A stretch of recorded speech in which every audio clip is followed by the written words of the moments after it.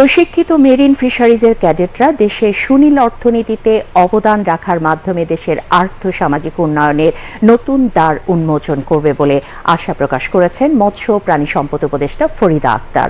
তিনি আজ সকালে চট্টগ্রামের পতেঙ্গায় মেরিন ফিশারিজ একাডেমির ৪৩তম ব্যাচের পাসিং আউট প্যারেড অনুষ্ঠানে এই কথা বলেন।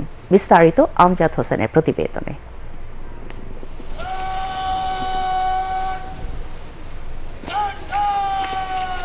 ২ বছরের কঠোর কৃষি অধ্যবসায় সমাপ্ত, এবার সময় উত্তাল সমুদ্রে যাবার। পাসিং আউট প্যারেডের মধ্য দিয়ে যার আনুষ্ঠানিক যাত্রা হলো শুরু। নির্ভীক, আত্মপ্রত্যয়ী ও নবজীবনের উদ্দীপনায় ভরপুর এসব নওজোয়ান। দক্ষ হাতে নবদিগন্তে লাল সবুজের পতাকা ওড়াতে এবার তারা জাহাজে উঠবে বছরব্যাপী ইন্টার্নশিপে। মঙ্গলবার বন্দর নগরী চট্টগ্রামের পতেঙ্গায় মেরিন ফিশারিজ একাডেমিতে ৪৩তম পাসিং আউট প্যারেড পরিদর্শন করেন মৎস্য ও প্রাণী সম্পদ উপদেষ্টা ফরিদা আক্তার। প্যারেডে ক্যাডেটরা প্রদর্শন করে বর্ণাঢ্য কুচকাওয়াজ।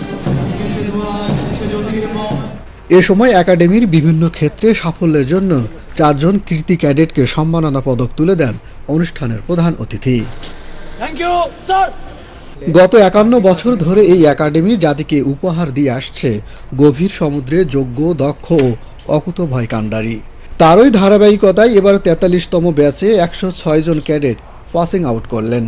তারুণ্য দীপ্ত এসব নবীন মেরিন সেনা বহির্বিশ্বে বাংলাদেশের ভাবমূর্তি উজ্জ্বল করবে আশা মৎস্য উপদেষ্টার। এই যাবৎ একাডেমি হতে উত্তীর্ণ ২১36 জন পুরুষ ও ৬৫ জন মহিলা ক্যাডেট দেশি বিদেশি বিভিন্ন ম্যারিটাইম সেক্টরে অত্যন্ত দক্ষতা ও সুনামের সাথে চাকরি করে বাংলাদেশের আর্থসামাজিক উন্নয়নে উল্লেখযোগ্য অবদান রেখেছে। আমার দৃঢ় বিশ্বাস, কঠোর অধ্যবসায় এবং প্রগাঢ় প্রশিক্ষণের মাধ্যমে অর্জিত এই জ্ঞান তোমাদের ভবিষ্যৎ কর্মক্ষেত্রে সহায়ক ভূমিকা রাখবে। পরে দেশের স্বাধীনতা ও সার্বভৌমত্ব রক্ষায় শপথ বাক্য পাঠ করেন ক্যাডেটরা।